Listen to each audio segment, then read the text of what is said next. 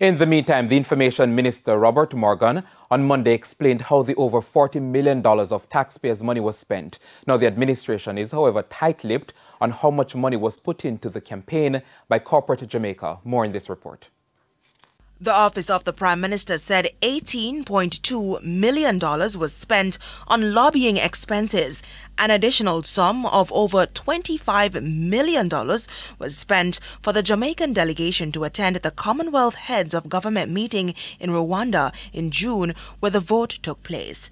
The OPM says the cost to attend the conference was split among 3 ministries, with the Office of the Prime Minister spending $12.8 million, the Ministry of Foreign Affairs and Trade paying $7.7 million, and Ministry of Tourism contributing the remaining $5.1 million.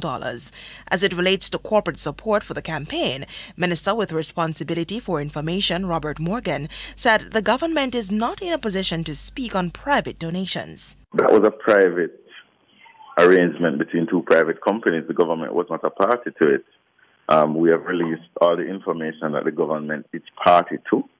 I'm sure that the enterprising journalists at RJR can find the public filing that was done by a few chin partners in the United States to show that they were working with private entities and not the government.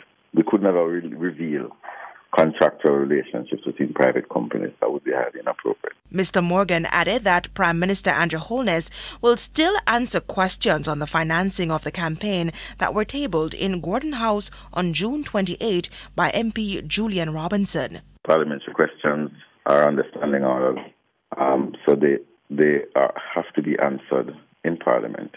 The reason for the release was that there were several ATI requests which were made, and the government, based on its obligations through the Access to Information Law, released the information through the ATI, and we felt it appropriate to send out a press release as well. Mrs. Johnson-Smith was defeated by the incumbent Baroness Patricia Scotland at the Commonwealth Heads of Government meeting. Cody Ann Barrett for TVJ News.